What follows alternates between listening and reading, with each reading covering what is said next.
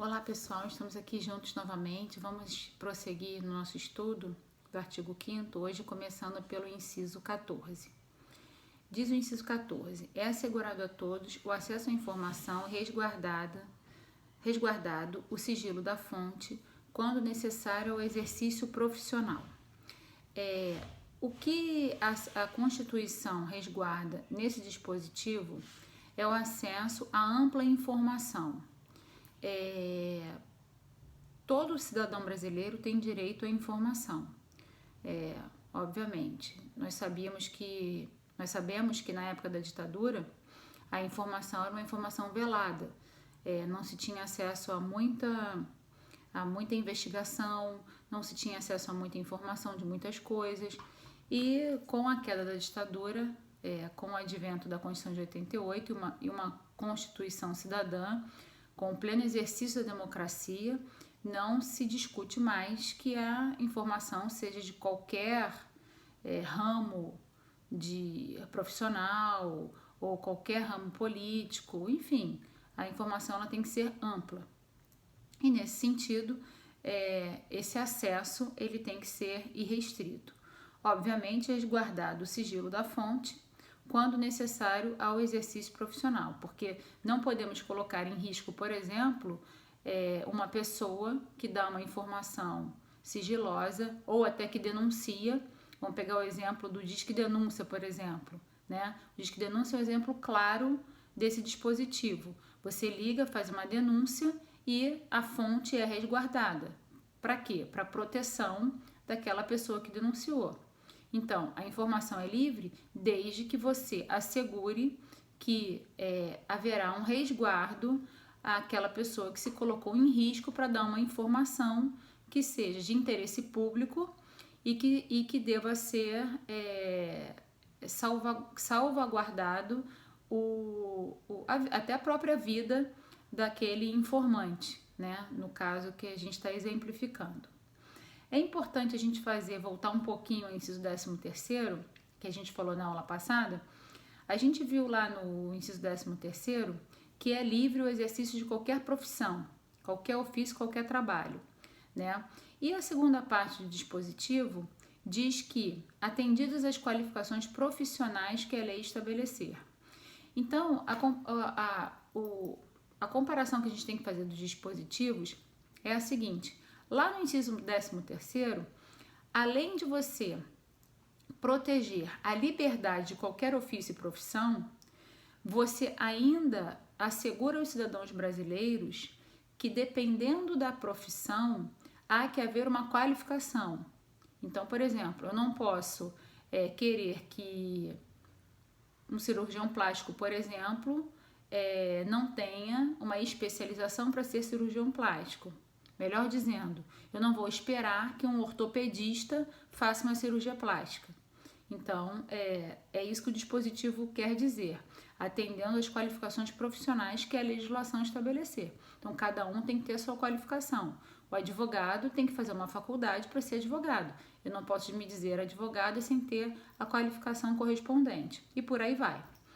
E o dispositivo incerto no artigo 5º, 14º, que a gente está estudando hoje, na segunda parte ele diz: quando necessário, o sigilo da fonte é resguardado, quando necessário ao exercício profissional, que foi o que a gente disse. Quando for necessário o sigilo, eu tenho aqui duas vertentes, não só a salvaguarda da pessoa que informa, como a gente acabou de falar, para que a gente não confunda as coisas, como também é necessário que eu dê ao profissional que precisa trabalhar a salvaguarda do seu próprio sigilo. Foi o que a gente falou na aula passada. Na aula passada a gente estava falando que o próprio Estatuto da OAB protege o sigilo da informação, o sigilo profissional. E, inclusive, é um dever, por exemplo, do advogado que ele não deva propagar uma informação que o seu cliente passa. Então, se o meu cliente chega para mim e diz: olha, eu de fato matei aquela pessoa, Eu, como profissional, como advogada dele, não sou obrigada a divulgar isso. Por quê? Porque é meu dever guardar o sigilo profissional e é isso que está complementado no inciso 14º da Constituição, quando o legislador coloca quando necessário ao exercício profissional. E aí a gente tem o artigo 154, a gente comentou na aula passada, do Código Penal, que dispõe sobre a violação do segredo profissional, quando colocando como inclusive crime a violação do segredo profissional. Eram essas as considerações que a gente tinha que fazer. O inciso 15º trata da livre locomoção. É o famoso direito de ir e vir. Diz o inciso 15º. É livre a locomoção no território nacional em tempo de paz, podendo qualquer pessoa, nos termos da lei, nele entrar, permanecer ou dele sair com seus bens. Observem, atualmente, em tempos de Covid, se discute muito esse dispositivo, porque o cidadão brasileiro, e inclusive aqueles que estão transitando no Brasil, eles estão sob o manto da legislação brasileira, eles são livres em seu direito de ir e vir. E muito se discute se essas medidas restritivas do governo não estariam violando o inciso 15º da Constituição, na medida em que você tem o seu livre exercício de ir e vir bloqueado por causa da salvaguarda da saúde. Mais uma vez, a gente tem que utilizar o quê?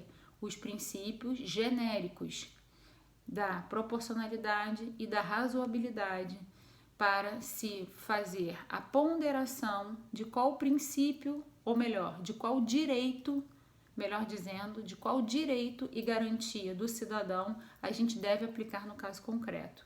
De um lado, no exemplo que a gente está dando, que é um exemplo atualíssimo, nós temos a saúde, que deve ser salvaguardada.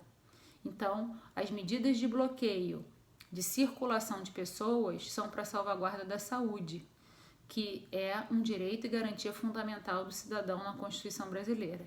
De outro lado, temos o direito de ir e vir, que também é um direito e garantia fundamental dos cidadãos brasileiros. A pergunta que se faz é, qual que vale mais? O direito de ir e vir ou o direito à saúde? Num primeiro momento, vocês me responderiam, professor, é óbvio que é o direito à saúde. Não necessariamente, porque, às vezes, para eu assegurar o direito à saúde, eu preciso ter a liberdade de ir e vir. Então, vai depender muito do caso concreto. Às vezes, para eu ter o direito à saúde, eu preciso ter o direito de ir e vir para poder trabalhar e ter saúde. Porque para eu ter saúde, eu preciso comer. E para eu comer, eu preciso trabalhar. Então, é muito complexo. Não é uma decisão fácil, não é uma decisão que a gente possa responder objetivamente. É uma decisão que tem que ser, de fato, ponderada, mas há que se pensar até que ponto essas medidas de bloqueio, dessa liberdade de ir e vir, devam ser realmente restritas e mais, à medida da sua restrição. E é isso que os governantes têm que ponderar, porque a gente está tratando de todo um sistema social. Não apenas, a sociedade ela não funciona de forma estanque, ela funciona de forma sistêmica. Então a gente tem que adequar essa vida social dentro de um contexto caótico que a gente está vivendo. E esse direito de ir e vir, todos nós sabemos que ele é garantido pelo habeas corpus, né? Então, se você é cerceado no seu direito de ir e vir, você pode entrar com uma ação de habeas corpus e a natureza de ação mesmo para garantir o seu direito de ir e vir. A gente vai estudar mais na frente sobre os remédios constitucionais e um deles é o habeas corpus, mais aprofundadamente, e a gente vai ver também que o habeas corpus ele pode ser preventivo ou repressivo, tá? Então essas seriam aí as considerações. O inciso 16º fala do direito de reunião. Diz o inciso 16º, todos podem reunir-se pacificamente, sem armas, em locais abertos ao público, independentemente de autorização, desde que não frustrem outra reunião anteriormente convocada para o mesmo local, sendo apenas exigido prévio aviso à autoridade competente. O que a gente tem aí nesse dispositivo? Desculpem, o direito de reunião. Ou seja, esse direito de reunião, ele já é protegido no mundo, primeira vez que apareceu no mundo esse direito de reunião, foi em 1776, no artigo 16 da Declaração da Pensilvânia, né? Então, esse direito de reunião já é antigo. As pessoas têm direito de reunir-se, discutir sobre determinado assunto, né? E a nossa Constituição, ela faz algumas ressalvas desse direito amplo de reunião. Ela diz que não podem ter armas, os locais têm que ser abertos ao público, pode ser independentemente de autorização, desde que não esbarrem no direito de outras reuniões, ou seja, de outras pessoas que previamente já tenham convocado a mesma reunião para o mesmo local, né? Sendo apenas exigido aviso à autoridade competente. Vejam que aqui não é dado à autoridade competente, e aqui a gente está falando, esse direito de reunião, ele esbarra na prática as passeatas que a gente cansa de ver, né? Não se confunde, atenção, ao direito de greve. Direito de reunião não é direito de greve, são coisas diferentes. Esse direito de reunião é o que a gente visualiza na prática ao direito de passeatas. Essas passeatas todas que a gente vê dos cidadãos brasileiros. Não é dada à autoridade competente bloquear esse direito de reunião. Ela precisa apenas ser avisada com antecedência. Para quê? Para que haja a ordem pública, obviamente, para que ela possa mandar policiamento adequado, para que as ruas sejam fechadas, para garantia, obviamente, da paz e da ordem. E é claro e evidente que não pode se permitir que hajam armas nessa reunião de pessoas para que se discuta ou se reivindique ou que as pessoas simplesmente se reúnam por alguma motivação. Importante ressaltar que se houver alguma resistência a esse direito de reunião, e a gente via isso voltando novamente à ditadura, vejam como a nossa Constituição, ela se preocupou demais em pontuar e em bloquear tudo que acontecia na época da ditadura. Então, todos os nossos direitos e garantias fundamentais que não podem ser modificados, porque são cláusulas pétreas, ou seja, não podem ser retirados da nossa Constituição, jamais. Eles são fruto do que a gente não podia fazer na época da ditadura. Tudo que não se podia fazer na época da ditadura era se reunir. E esse vilipêndio, ou seja, essa impossibilidade de se reunir, se alguma autoridade competente impedir esse direito de reunião, e obviamente o impedimento ele só pode ser lícito por parte lícito por parte da autoridade, se ele vier a esbarrar no risco à ordem pública. Fora isso, não há que se falar em nenhuma justificativa para esse bloqueio. E a ação que pode ser impetrada no judiciário para que se garanta esse direito é a ação de mandado de segurança. É um outro remédio constitucional que a gente também vai ver com mais calma, mas é só para chamar a atenção dos senhores que num primeiro momento há que se pensar que poderia ser o habeas corpus, né? Porque de uma certa forma, se poderíamos pensar que isso fere o direito de ir e vir também. mas mais do que o direito de ir e vir, o direito de reunião, ele não impede o direito de ir e vir do cidadão, ele impede um direito líquido e certo. Então, na medida em que ele impede um direito líquido e certo, que é o direito de reunir-se, é desafiado por meio de uma ação de mandado de segurança, tá? O inciso 17º estabelece que a plena liberdade de associação para fins lícitos vedada a de caráter paramilitar. A partir desse inciso até o inciso 21º, a gente vai tratar do direito de associação. Atenção, o direito de reunião é diferente do direito de associação.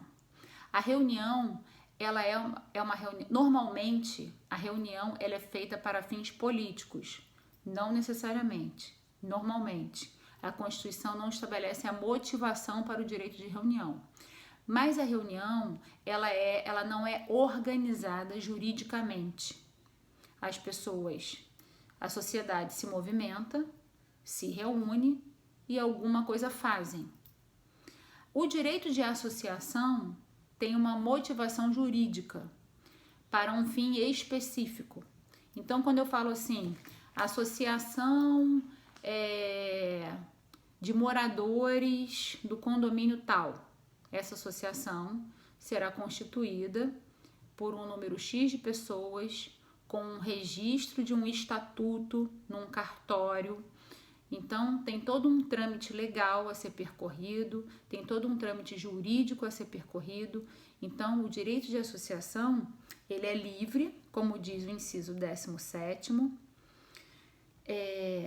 obviamente, desde que seja para fins lícitos, e ele tem, como a gente vai ver, que ser criado na forma da lei, com pessoas assumindo cargos de direção e se comprometendo a um compromisso fiscal, a um compromisso estatutário, a um compromisso, inclusive, de pagamento de mensalidades para aquela associação.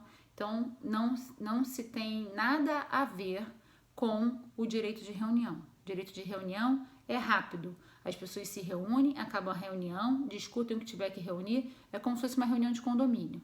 Se a gente pudesse fazer uma analogia comparando. Direito de associação, não. A associação, ela é formada de uma forma muito mais complexa e ela se torna duradoura para o interesse de um grupo e para a preservação de um objetivo, de um objeto social, de um fim específico. Tá ok?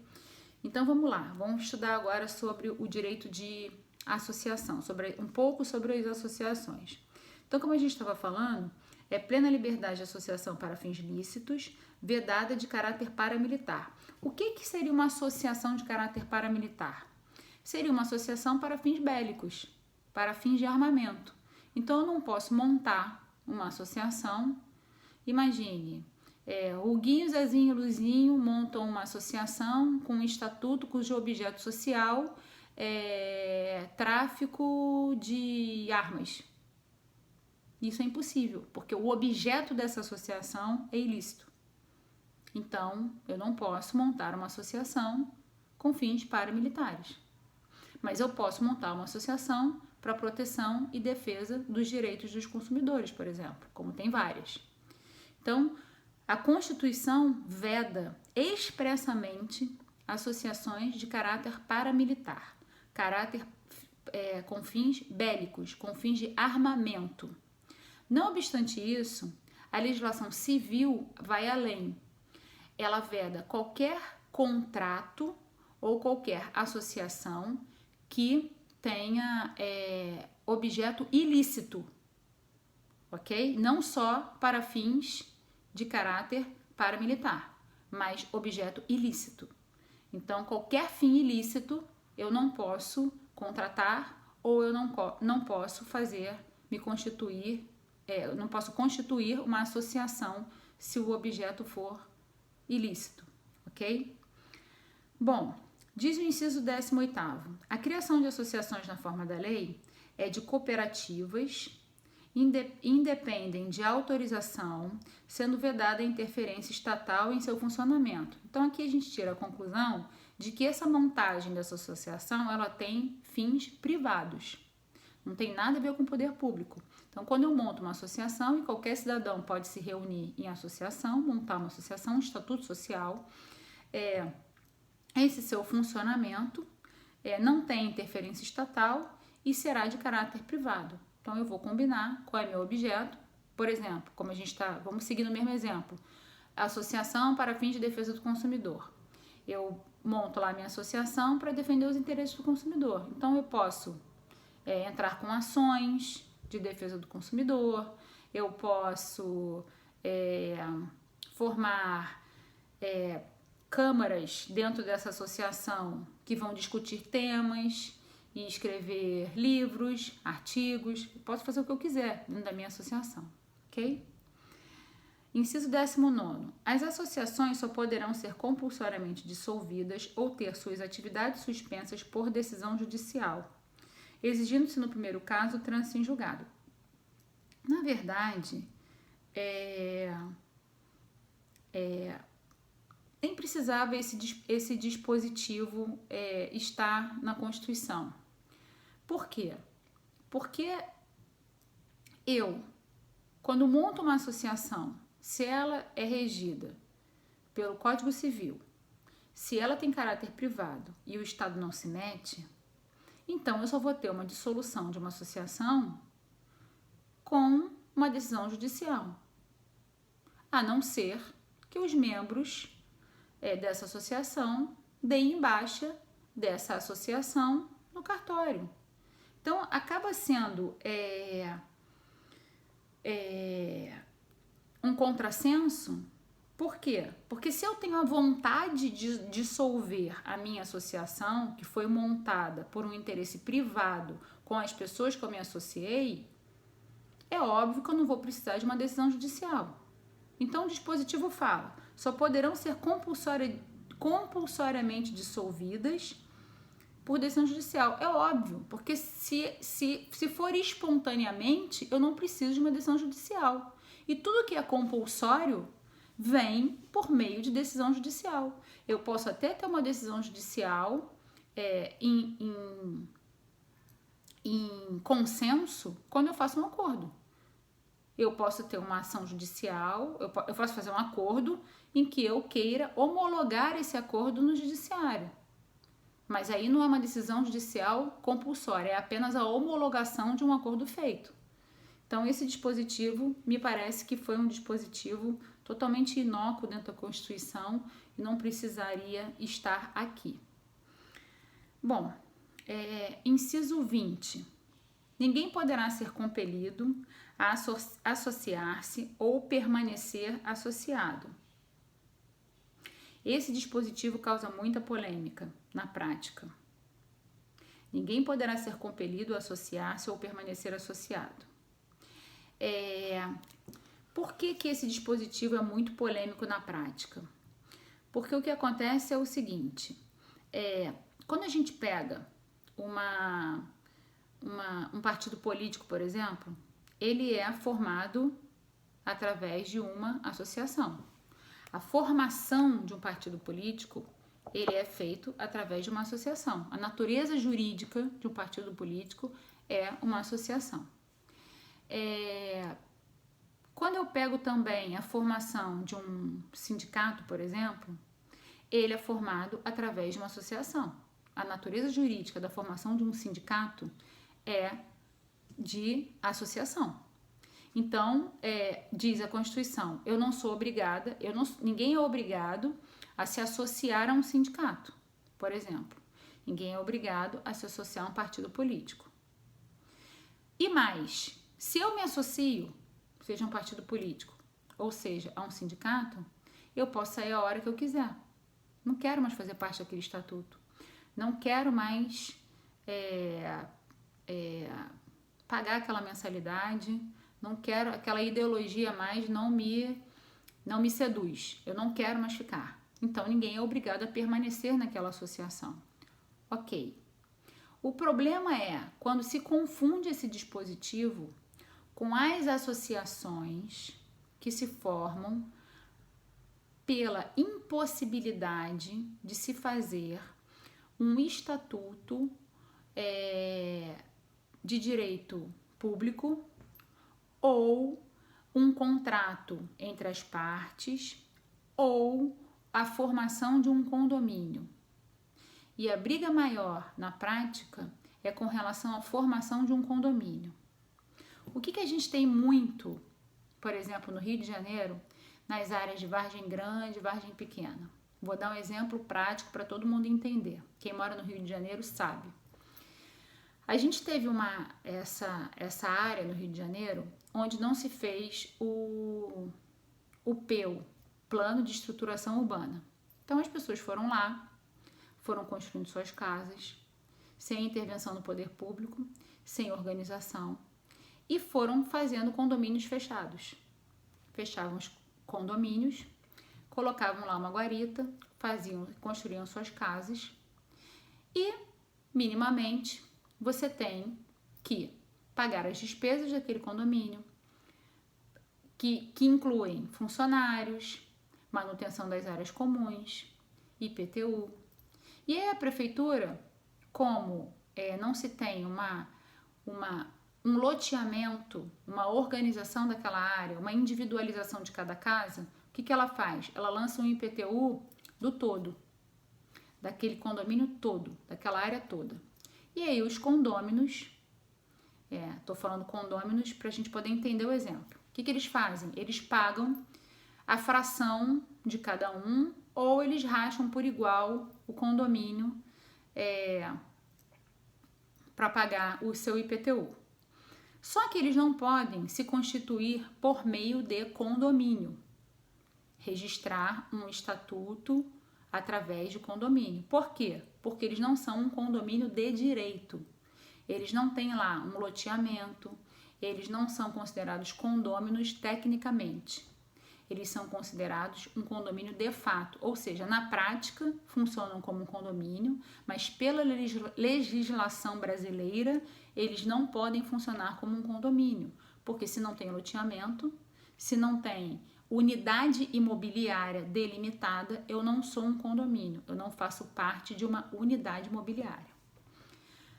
Aí surgiu a seguinte questão judicial. Muitos condôminos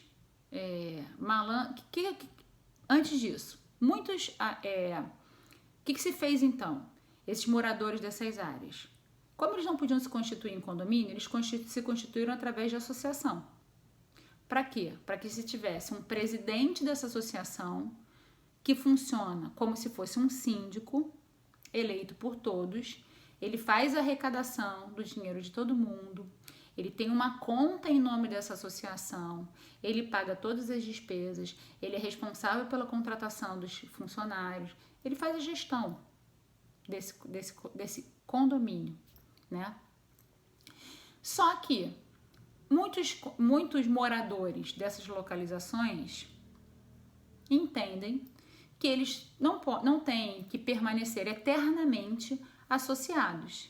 E a pretexto de não querer mais pagar as despesas comuns, eles simplesmente decidem fazer o seguinte: nos termos do artigo 20, inciso 5º da Constituição, ninguém poderá ser compelido a associar-se ou permanecer associado. Então eu quero sair, eu quero a minha retirada da associação.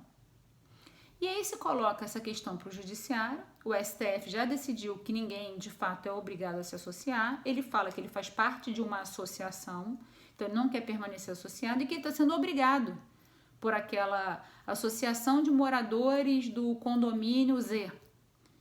E o judiciário, num primeiro momento, ia lá e dizia, realmente, é um direito e garantia fundamental você não permanecer associado. Então, eu tive um processo, eu advogo nessa área, enfim, e tive vários processos que eu consegui ganhar com essa argumentação. Ora, mas ali não estamos diante de uma associação na sua pureza, na sua essência. O que se tem ali é um condomínio de fato, que eu simplesmente não posso constituir em condomínio de direito porque eu não tenho a possibilidade de, porque a própria legislação não me permite. Não houve parcelamento do solo urbano naquela região e os moradores precisam sobreviver de alguma forma. Então, o que se há é um condomínio de fato, não um condomínio de direito, e eles só se reuniram juridicamente através de uma associação porque foi a única possibilidade que tiveram. Então, não é uma associação na sua inteireza. E consegui ganhar algumas ações que chegaram até a minha mão com esse argumento. Então, é essa confusão que se faz com esse inciso 20, né? Associação não se confunde com condomínio. E o que o legislador quis falar aqui é do direito de associação na sua pureza, não no estabelecimento de um condomínio de fato, ok? Por fim, nós temos o inciso 21, sobre a nossa aula de hoje, que continua tratando das associações. E diz o seguinte: as entidades associativas, quando expressamente autorizadas, têm legitimidade para representar seus filiados judicial e extrajudicialmente.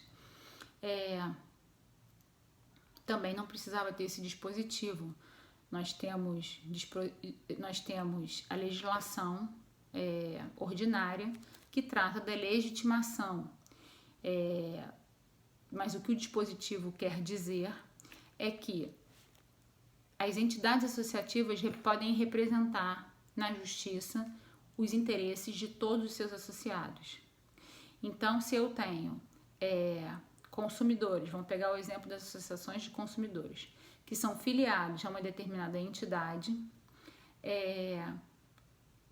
a associação representa aquele grupo de pessoas físicas que são associadas. Então, ela, a associação, ingressa com a ação no judiciário em nome de toda aquela massa de consumidores que tem aquele direito a ser representado e elimina a possibilidade de cada consumidor ter que entrar com a sua ação individual reclamando pelo mesmo direito.